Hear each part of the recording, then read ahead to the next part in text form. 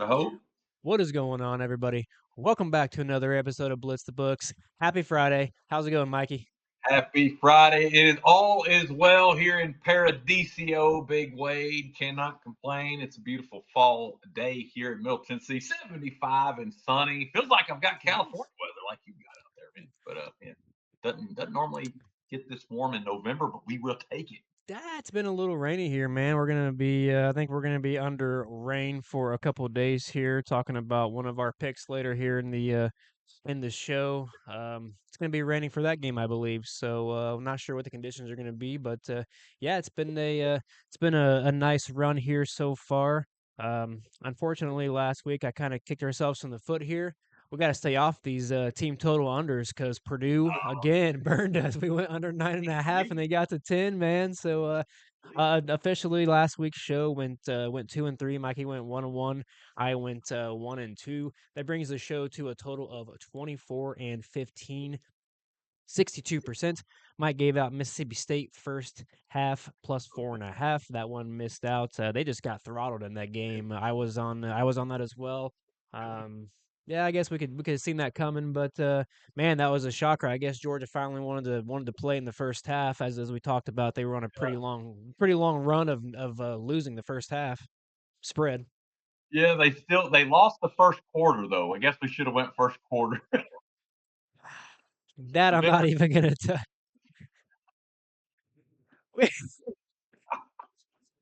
they did. They Of course, lost it's the like first. that is sports betting in a nutshell for you people. Is There of you go. course, Well, and then of course, Mikey cashed the UConn first half plus 6.5 with a sprinkle on the money line. yeah, Great call baby. there. We were on the full game. Just a beautiful game there by a really well oiled UConn machine. I can't wait to see how they finish off the year, how they play in their bowl game, and how they go future years. And then the only one we cashed for myself is the Miami Hurricanes minus 27.5. We got that on the hook there. They did win that game by 28. Um, Purdue scored 10 points. We gave out Purdue team total under 9.5 against Ohio State. And then we played UCF money line on for Friday night. That one burned me a little bit because pretty much the whole game I thought UCF was going to pull that one out, and they kind of gave that one away at the end. We talked about it off air before the show. You kind of I think you tried talking me off that game. You like that side, but we also talked about how good of a spot it was for Willie Fritz and Houston to get back on track. So probably a spot we should have probably just stayed off of. But I like the plus money they had. I mean, I was actually getting messages in the beginning of the game like people did not expect UCF to come out. I believe they started that game up 10-0. Yeah, Looked like they were going to take that game and run away with it. it was a It is what bummer, it is. man. Had a nice lead at half, and then just second half, it just fell apart. Fritz made the adjustments. The Yep. Gus, I want to say the Gus plus, but Scott Frost did not make the adjustments. I guess you'd say for UCF. No, I think that's something that I think we should put a note in our caps here for Houston's pretty resilient team, probably a team that we can continue to back as far as Willie Fritz is there. I think they'll be pretty good the rest of the season. Possibly look at them next year. I didn't really play them much this year, but I'll definitely keep my eye on them. You had a nice spot on the West Virginia game against Houston.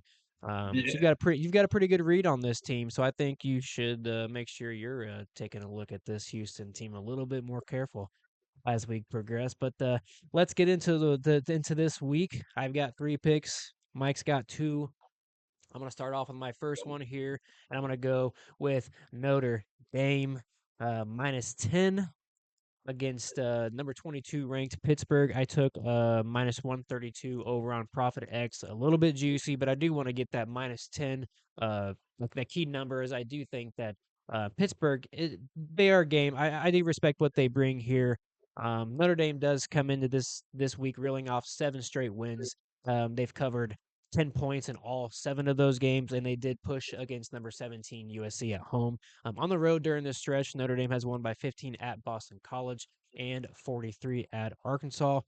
With Georgia Tech and Miami, Florida on deck for Pittsburgh. We are in conference, which are conference games. Their head coach Pat Narduzzi did come out and state that Notre Dame can put up 100 as long as we win the next 2 weeks. So that gives me pretty good hope that if you guys do want to want to take this up to. I think the current line right now is -12, -12.5. I would just take that. Maybe even sprinkle the -14 for a little plus money. No, this game does matter way more to Notre Dame than it does to Pittsburgh. Notre Dame's been hitting their stride. They're really looking healthy, and I think they're determined here to get back to the college football playoffs. And I do think we would be foolish to think that they will not put the ball in the end zone whenever they have an opportunity. I don't think Pittsburgh's going to be any pushover. But I do just think, like I said, this game matters way more to Notre Dame than it does Pittsburgh. Notre Dame has a big advantage converting third downs on offense at a 47% rate compared to 37% to Pittsburgh. Notre Dame has also scored almost double the number of touchdowns this year on the season, 30 to 18, which I think matters here. And they've played a much tougher schedule. Notre Dame's 26th ranked rushing attack should be tested here against Pittsburgh. They do rank number 3 in the country, allowing only 80 per game, which surprised me. But I do think Notre Dame's got the offensive capabilities to push the ball down the field and score when necessary. So just give me the points with Notre Dame here, up to -14 if you guys want to take this thing. But I'm giving it out at -10. There you go. I like yeah. The 10 ain't bad. Yeah, that's a tough one there. It is tough. Narduzzi's known for having really good defense. Hmm. It ranks second in the country in defensive rushing success rate. But yeah, the quote. I guess that's probably your reason for the play, and I can't fault you Correct. on the Yeah. quote from Narduzzi of acting like he just doesn't care about the game. It's Well, just it's not that. I guess weird. I do think they're going to show up. I think that's just a So ploy weird. to kind of Like get Notre Dame to maybe think that they're not going to care. But what I it's really like did like is Pittsburgh does rank 96 in the country in passing yards yeah, allowed. They that allow they 237, and like I said in my article, that ironically the Irish rank 26th in passing yards per game, and they mhm, rank 26th in the country in rushing yards per game. yes, So if they can't get the rushing going, I'm fairly certain right. they're going to be able to get the passing going. I like CJ Carr to at least keep the chains moving, and I think that's what's going to matter here the most. That's why I really want the key number of 10. I don't think it's going to be a blowout necessarily, but I do think later on in the game, I just think this two-headed rushing attack and CJ Carr is going to be able to move the ball down the field. I think they'll be eventually over 4 quarters. They'll be able to separate at least I think they'll at least win by 11 to 14, but we'll see. Yeah. Yeah, one of our sharp guys that works for us, he was all about some Notre Dame props this week. One with C.J. Carr over passing yards and Jordan Okay. Faison over receiving yards. So he's Okay. saying a big day for the Notre Dame passing game. So that makes me Yeah. like to play a little more there. But yeah, tough one. I don't typically want to lay that many on the road, but that's just me. It doesn't mean it's not a winner. That's just my personal No, I preference. think it's just a big spot. Notre Dame's got to keep continue to make statements just in case something happens down the stretch. And there's a lot of these teams vying to get into the college football playoffs, and they're not in a conference championship. So, Yeah, exactly. style points matter. Oh yeah. Maybe, like you said, it may be hard to get against a Narduzzi coach squad here, but I don't know. They've got two really big games. Georgia Tech's coming up big next week. Yeah, This is exactly. Pittsburgh's They got a want to stay gauntlet, healthy. boy. Yeah, they want to stay healthy. If they fall behind by double digits, you could see them resting some guys because, like you said, their only path is to win the conference. And so it's one of the weird things with Notre Dame never joining a conference. Which, oh dear Lord, don't even start on that. I just think it's arrogant as hell. But it's one of those things where it just creates these weird late Correct. season matchups where they're Yep. an independent. Only them and UConn are independent. It's so just strange, but yeah, I Who does don't it know. matter to the most is yeah, the Yeah, laying the points on the road. yep. It's not a that's not a habit that we want to coach into people here, but I just think this is a fantastic spot. So, what is your first play of the day? Yeah, let's go. Here we go. I'm gonna go with the Utes, baby. Stick with our Yeah. first half theme. Here we go. Utah minus four and a Nice. half Nice. in the first half. Um, really, Wade, to be honest with you, it's just a fade of the Baylor defense. The Baylor defense has Mhm. been awful all year long. One of the Yep. worst in the country. 95th in yards per rush allowed. Could be a huge problem against the Utes. The Utes rank fifth in the nation, averaging 5.9 yards per carry. They should run up and down the field on these guys. Both teams are coming off a bye, so there's no real edge there. But I like getting the 4.5, got minus 108, decent juice at DraftKings. FanDuel's already moved us up to minus 5.5, which I think it'll probably close there, maybe even to 6. Okay. Just really like getting the 4.5. What else we like about this play here? Yeah, it's just Everything. I love yeah, Utah. I'm been they backing Utah all play year, baby. Yeah, mainly faded the Baylor defense is so weird. Dave Aranda is supposed to be a defensive guru, and most years he is. Mhm. But this year he's gonna have the horses, or in this case, the Bears. He don't have the Bears on that side of the of the field. Sawyer Robertson's a beast of a passer, one of the best skilled passers in the country. But I think he's gonna be running for his life in this one, Big Wade. Utah ranks 11th in sack rate, so Robertson better know where his hot receiver is at all times. I'm just laying the point here. I was saying about laying points on the road. I'm doing it here. I'm laying points in the first half on the road Well, against the this is a game that I think they're going to dominate in the trenches. Oh, They have one of the best offensive lines in the country. Obviously, I think they rank number 3 in the country in rushing yards per game. And like you said, their defensive line is going to be all over Baylor's yeah. offensive line. So I'm not really sure how Baylor's going to come out of this unscathed. I see Utah up by 14 points in the first half easily. I hope so. I hope you're right. I hope we're both right here. I like this a lot. Devin Dampier's a beast. I mean, just absolute beast. He can beat you with his arm or with his legs, and I think he'll Well, do let me just tell you that. this. I think Cincinnati's a much better team than Baylor. And I know they're at Yeah, home, so yeah. it's a little bit different on the road. Sure. But Utah was up 24-7 against Cincinnati. Was that just 2 weeks ago? Was that 2 weeks ago? Yeah, 2 weeks ago. You're right. Yep. Come off a bye. That's right. Yep. So we got Baylor coming off. We got Utah coming off a bye too. Then Yeah, they're both off a bye. Yep. they're Both off a beautiful. bye. So there's no real edge there, but yeah.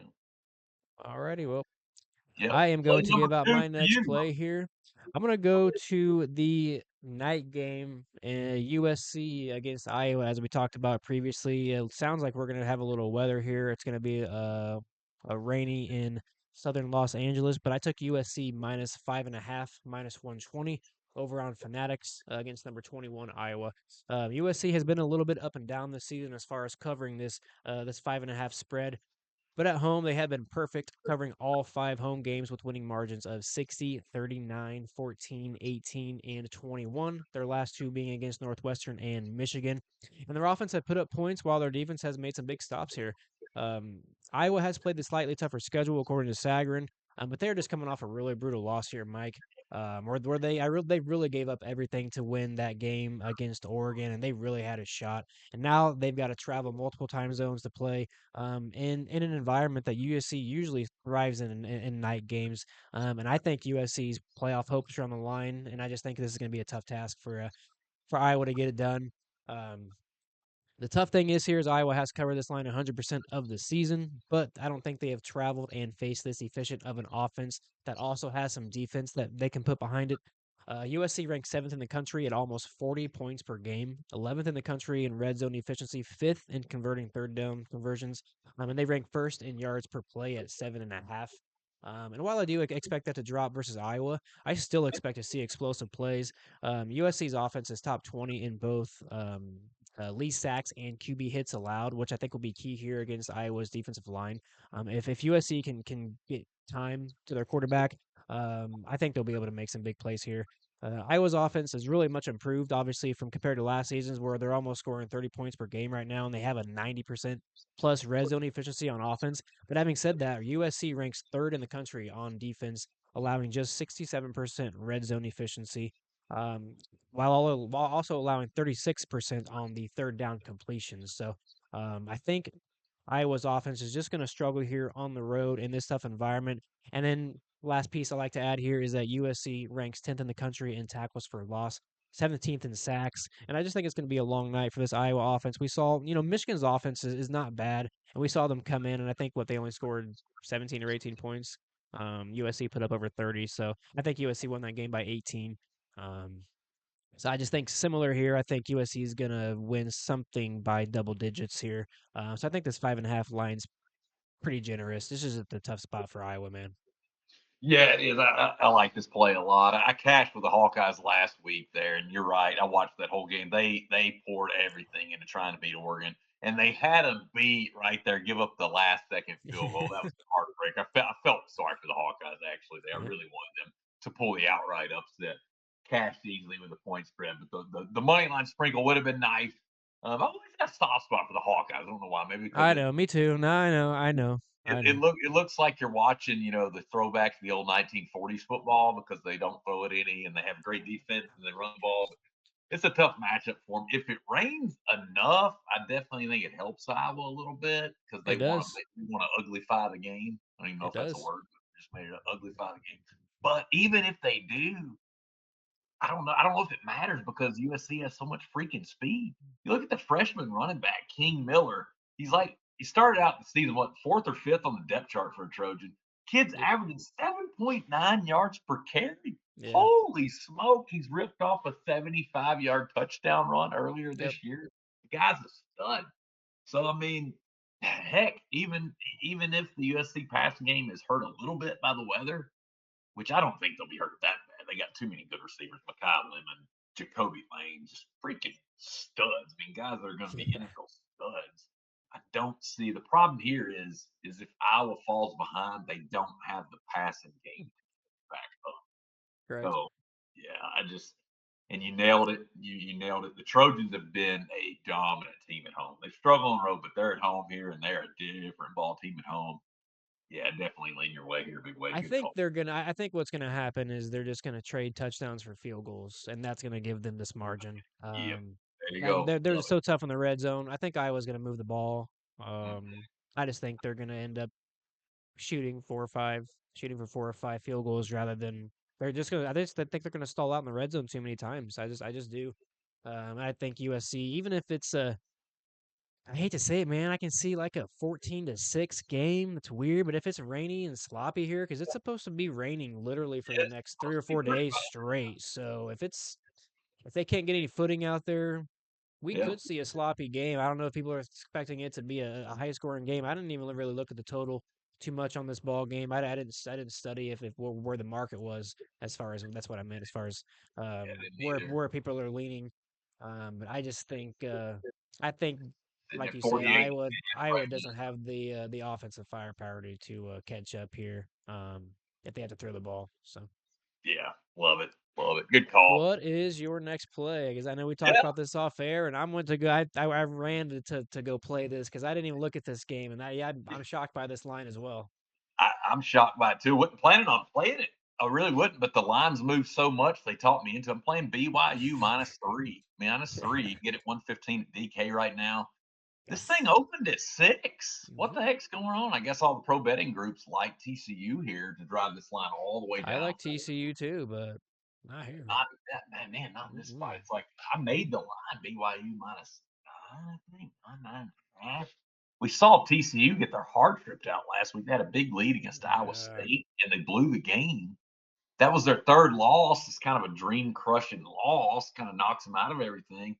BYU, the betting public has a major flaw, and they overreact to what they just saw. So yes, BYU got boat race last week. They went into a buzzsaw against Texas Tech, but Texas Tech's legit on both sides of the ball. But correct. still, they still got plenty to play for. It's just their first loss. They're still in the thick of it in the Big 12. They're still in the thick of it in the college football playoff. I think they'll be a little bit ticked off too because the committee, downgrade them all the way to number 12. So I think, Coach Sataki's going to use that as some extra motivation. Not that they need any. We've seen this. The Cougs are a beast in Provo late at night. These late night kickoffs is at 10:15 Eastern time start time. It's going to be Mikey Dobbs is going to be in bed for sure. No way I'm seeing this kickoff. I'll be dead asleep a couple I'll hours watch before it this for you. kickoff. Yeah, watch it for me. Tell me what happens. That's right. But anyway, I mean, I just shocked here. Line open 6. That was kind of where I thought it would open. But now that's at 3, I got to buy something here on BYU. I get it. TCU's quarterback Josh Hoover is a beast, Yeah. but the kid has some turnover issues. Look this up. Stole this from PFF. Credit to them, by the way. Saw this on one of their videos. Josh Hoover, gunslinger, really good, but 19 turnover worthy plays this season. So he does have a bugaboo with the interceptions and the fumbles.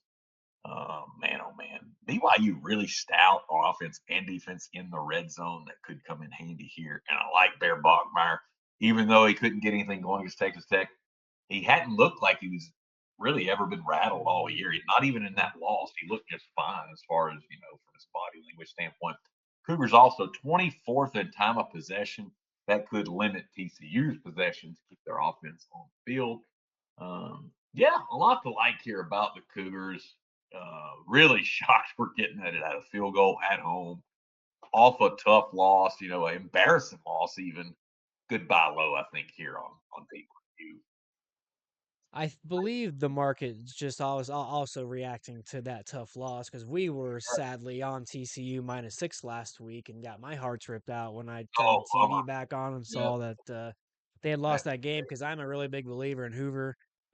yeah, I he's a think I beast. think he's I think this team's pretty good, man. But like you said, this is a pretty tough spot. I'm sitting here pulling up the first half numbers because I was gonna ask. Did you have any Yeah, interest in this first half BYU -1.5 or what? Did you even look at the first half in this look game? at everything now. First half, like I usually want to go first half this year because for some They're whatever, 100% at home. They're 4 for 4, yeah, beating for whatever. Utah, West Virginia, Stanford. I didn't know if you had looked into the first half. It's -110. Um, I did. I passed on it just because you on just rather hit the I three love on the using. full game. Yeah, I love using team rankings for this, and if you go by their ratings, they made the line BYU -2 in the first half, so not a lot of value. But BYU tends to get stronger as the game goes on. They have them a 6.5 point favorite in the second half, so I think it's just one of those rare Yeah. instances where they're a little bit stronger in the second half. Maybe not even that. It's just they're very consistent. TCU for some reason tends to fall off in the second half. They rank just 52nd in the country in second half power rating. But yeah, I did look at that, but yeah, decided on the full game instead, which usually just weigh it out and see which one I like more. But yeah, Yeah, full transparency, I ran and jumped on I think we talked about off. I went and jumped on the -145. nice. Yeah, don't mind that ESPN either. Yeah, ESPN money line. yeah, But I think playing up to -3. Is it still don't Can mind. you still get -3, -115? You said Yeah, according is it the best to odds? 115. yeah DK a few minutes ago, you still had. Let me see if it's still there. I think that's a beautiful number. But if that Yeah, it's still there. Still there. DK. Yeah, -1. you would play this up too, because my model also has them winning by 7.5, and I believe you Yeah, said nine. You said 9.5. yeah, I made it 9.5. Would you take this up to what, 5 or 6? If you had Yeah, to, if this line moves back, if you want to lie, what if the hmm, line moves back? Because I'm just asking for later. What if you never know, man? I don't know if it will. I mean, it just moved down at Fanatics too Did to it move down -3. again? Yeah. Yeah, it's -3 115 at Fanatics also. I mean, I'm it seeing could. three. I'm seeing three and a half. So that's why I was just asking. I'd be fine with it under anything under 6. I guess I'd be fine with. It's three such a key number. I Oh, know. yeah, it's just We'll go grab this -3 now, people. yeah. Get it now. Let's Get it lock watch. this in. Get it watch on. And my last one here, I'm gonna go to the Texas Georgia game. We're gonna go Yeah, under I like this one. 51. Go over Fanatics. You can get it -125 right now. I think that's a pretty good price. I don't really want to go down to 49.5, but if you have to, I think it's okay. But I really want this key number of 51 in this matchup. I think this Yeah, is the biggest matchup of the week. When these two get together, we tend to see defenses stand out. The last two meetings, we saw 45 points and 41 points. And again yeah, this season, both teams rank inside the top 25 in scoring allowed and defensive red zone efficiencies. Both also rank inside the top 30 in defensive yards per play allowed. Um, One thing that stuck out to me is Texas does have the clear advantage as one of the best teams in the country getting to the quarterback. They're first in sacks, yeah. fourth in QB hits, and sixth in tackles for loss, while Georgia ranks outside the top 100 in all three of those categories. Still, their defense is still pretty legit. So Georgia doesn't get to the quarterback, but they do it with their linebackers and secondaries, and they obviously tackle pretty well. At home or hosting in neutral sites, Georgia has put defense first, staying under 51 in 4 of their last 5 games hosting this season. 44 versus Florida, 49 Kentucky, 45 against Alabama, and then 34 against Austin P. We have seen Texas offense pick it up at their stride in recent weeks, but that was against an overranked Vanderbilt, and I do think a softer Mississippi State defense. Now Manning does face a little bit of a tougher task. Texas ranks just 66th on the season, converting just 40% of their third down conversions, and they rank 106th in first downs per game. So I think if Georgia can just slow down this Texas offense, keeping those trends going for Texas, I do think we'll see a lower scoring game here in the 24-21. I just don't see either team getting super explosive plays here. Both these defenses tend to keep plays in front of them. So 24-21, 24-20, something like that, 27-20. It's going to be something like that. Yeah, I love it just because, I mean, we'll keep it simple. Texas ranks 10th in points allowed, only allowed 16.4 points per game. UGA, no slouch either, ranked 28th in points allowed. Now, their D's not quite as dominant as in years Mm-mm. past. Still, 28th, pretty daggum good rating, allowing just 21 and a half points per game. Both teams stopped the run really well. Right. Dogs 17th in yards per rush allowed. The Horns, your Hook 'em Horns there, second in the country in yards per rush allowed. So I don't think Nate Frazier and company are going to be able to just run wild in this. Mhm. Two really good defenses, two teams that, especially Georgia. I like Georgia unders just because they love to just play keep away, man. 10th in the Yeah. country in time of possession. They like those long 15 play drives Yep. that eat up Yep. 8 minutes, and next thing you know, the quarter's over. And so, yeah, I could see some limited possessions in this one. Was really shocked they opened this in the high 40s. I think it's still sitting at what, 49 and a half. It opened up 51.5, and I believe it That's moved down. great. The sharp shot took it right down to 49.5, but I want to buy it back up to 51. At least I Yeah, would I not like go any higher than minus 125. If it's minus 130 or higher, I wouldn't touch it. I would just go to 49.5 or gotcha. 50. I guess you can get 50 if you want. Um, Yeah, I that'd be don't mind a awesome. little 50 there. Yeah. Yeah, these teams just defenses are. I think they're going to really stand out. I think the defenses are the better unit of at least for Texas for sure. Um, and if Texas wants to beat Georgia, I think they're going to hold Georgia's offense down to not scoring very many points. I think they're going to make it pretty tough for Gunnar Stockton to score. We might see some explosive plays, but to get over 51, I think we're gonna have to have more than just one or two explosive plays. No Um, doubt. Yeah, no so doubt. And both teams, like you said, they got decent secondaries. Texas 47th yard per pass allowed, UGA 51st. I mean, let's respect the numbers, you know. And yeah, let's just hope for another stinker from old Manning, and let's do a quick rundown, and we will get out of here. Mike gave out Utah first half -4.5, -108, and BYU -3. Go grab that right now, guys. And -115 is a pretty good price on that. Then I gave out Notre Dame -10 over on Profit X and get that for -132. USC -5.5. Get that -120 over on Fanatics. And then the Texas Georgia game to go under 51, -125 over on Fanatics. If you want to take that one down to 49.5, that's as low as I would go on that play. All right, Mike, let's have a good week. Let's bounce back here. Let's get this thing back over. What, we're 62% hit rate right now. Let's get this thing back up to towards 65% on the season, baby.